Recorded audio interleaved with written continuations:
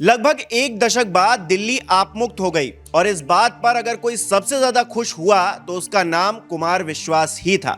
सुर्खियां भले ये बनी कि मनीष सिसोदिया के हार पर कुमार विश्वास की पत्नी रोने लगी, लेकिन अरविंद केजरीवाल के हार पर कुमार विश्वास ने यही कहा, दिल्ली को मुक्ति मिल गई। कुमार के मुंह से निकली ये बात सिर्फ सियासी नहीं थी, ना ही इसलिए क्योंकि उनकी नजदीकी बीजेपी के साथ बढ़ रही है, बल्कि ये बात दशकों पुराने घाव को कुरेदती है, जहां केजरीवाल और कुमार एक साथ एक ही ट्रेन पर सवार हुए थे। मिशन था जनता को नया विकल्प देना, एक ऐसा विकल्प जो नए दौर की नई सियासी पटकथा लिखेगा, एक आम आदमी का विकल्प जिसे आम से खास होने में वक्त नहीं लगा। अन्ना आंदोलन के बाद केजरीवाल अपनी टीम बनाकर सियासी मैदान में उतरे तो उनके साथ कुमार विश्वास भी थे, लेकिन एक दिन कुमार ने बातों बातों में केजरीवाल से कह दिया कि गंभीर नहीं हो आप आंदोलन को लेकर, हमें गंभीर बनाकर आप खुद मजे ले रहे हो, हम अच्छे खासे अपने काम में लगे हुए थे। उस वक्त केजरीवाल को भी पता नहीं चला कि कुमार के ये शब्द भले ही उनकी जुबान से निकल रहे हैं, लेकिन बयां उनके दिल की व्यथा को कर रहे हैं। सियासी घटनाक्रम बढ़ता जा रहा था और एक दिन ऐसा आया कि कुमार विश्वास केजरीवाल और आम आदमी पार्टी दोनों से इतना दूर चले गए कि वापसी की गुंजाइश ही नहीं रह गई। हालांकि गलती इसमें किसकी थी ये कहना थोड़ा मुश्किल है, पर दादी नानी कहती हैं कि मछली खाने के बाद दूध नहीं पिया जाता, क्योंकि दोनों की तासीर अलग होती है। ऐसे ही अरविंद केजरीवाल और कुमार विश्वास का हाल है, दोनों की तासीर ही अलग है। कुंडली मिलती तो मिलती कैसे?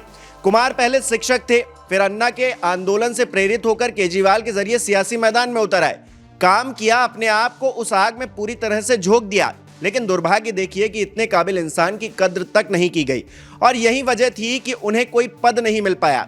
जबकि केजरीवाल जैसा इंसान जिसने सियासत के खातिर अपने बच्चों की कसम तक खा ली, अन्ना जैसे ईमानदार व्यक्ति की भावनाओं को तार तार कर दिया, भोली भाली जनता के सामने बरगलाने वाला सियासी चक्रव्यूह रचा और मुख्यमंत्री की कुर्सी हासिल कर दशकों तक उस पर जमा रहा। शायद इसकी वजह यह रही कि कुमार सियासी पैतरों में थोड़ा ढीले पड़ गए, कमजोर पड़ गए। जबकि केजरीवाल को मुस्लिम वोट की चाहत ने अमानतुल्लाह जैसे शख्स पर भरोसा करने को मजबूर कर दिया। नतीजा, कुमार ने 2017 में अपनी अलग राह चुन ली। सवाल यह भी है कि क्या कुमार विश्वास के अंदर एक टीस बैठी हुई है जो उन्हें राजनीति छोड़ने के बाद भी सियासत करने को मजबूर कर रही है। फिलहाल जिस सियासी गर्दिश में केजरीवाल हैं और जिस राजनीतिक मुकाम को हासिल करने की चाहत कुमार पाले बैठे हैं, उसके बीच कोई तालमेल नहीं है। लेकिन कुमार विश्वास जिस देशभक्ति और देश प्रेम की बातें इन दिनों करते हैं, उसका मेल बीजेपी से जरूर खाता है। इस बात से इनकार नहीं किया जा सकता कि कुमार विश्वास महत्वाकांक्षाओं के समुंदर में डुबकी लगा रहे हैं, लेकिन तारीफ इस बात की भी करनी होगी कि वो धैर्य का दामन थामे हुए हैं। लगता है कि जैसे बीजेपी भी उन्हें आजमा रही है, क्योंकि वो टीवी के राम को सियासी मैदान में उतारने पर मान जाती है, पर रामकथा कहने वाले महान कवियों में से एक कुमार विश्वास पर विश्वास करने में हिचकिचाती है। लेकिन पिछले कुछ दिनों के वाकये को अगर देखें तो लगता है कि देर भले है पर अंधेर नहीं है। पिच तैयार की जा रही है, बैटिंग के लिए कभी भी कुमार को याद किया जा सकता है।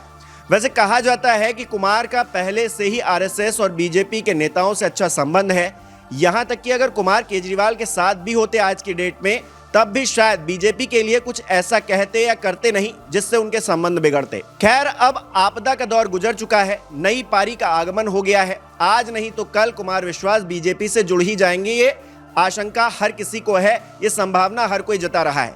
लेकिन तब तक वो क्या करेंगे? योगी से उनकी करीबी क्या संकेत देती है, क्या संदेश देती है? क्या यूपी इलेक्शन का इंतजार किया जा रहा है? राज्यसभा की वो सीट महान कवि का कब तक इंतजार करती रहेगी? क्या इससे भी ज्यादा बड़ा कुछ कुमार विश्वास के हाथ लगने वाला है? इन तमाम सवालों का जवाब फिलहाल भविष्य के गर्भ में है, लेकिन विश्वास के सफर को देखें तो लगता है कि वो अपनी ही एक सियासी भूल का खामियाजा भुगत रहे हैं। क्योंकि 2013 का दिल्ली चुनाव याद कीजिए, अरविंद केजरीवाल की तरह कुमार विश्वास को भी चुनाव लड़ने के लिए कहा गया था। तब सर्वे भी आम आदमी पार्टी को 5 से 10 सीटें दे रहे थे। केजरीवाल के दिल्ली से लड़ने को मूर्खतापूर्ण बताया जा रहा था। उस वक्त कुमार ने पार्टी के लिए प्रचार तो किया, मगर लड़ने की हिम्मत नहीं जुटा पाए, और जब तक हिम्मत जुटा पाए तब तक तस्वीर बदल चुकी थी। उन्हें लगा कि अमेठी की सीट पर राहुल गांधी को चुनौती देकर वो न सिर्फ मीडिया अटेंशन बल्कि काडर में भी इज्जत बना लेंगे, जैसा कि केजरीवाल को दिल्ली से लड़ने पर मिला। मगर उस वक्त 2 बदलाव हुए। पहला, बीजेपी ने अमेठी से स्मृति ईरानी को उतार दिया तो मीडिया अटेंशन उधर चला गया, ये लड़ाई राहुल बनाम स्मृति हो गई और कुमार कहीं पीछे छूट गए। दूसरा, संगठन ने भी कुमार का साथ नहीं दिया। जब केजरीवाल के पीछे सब लगे रहे, जिसे देखकर कुमार का दिल भी दुखी हो गया।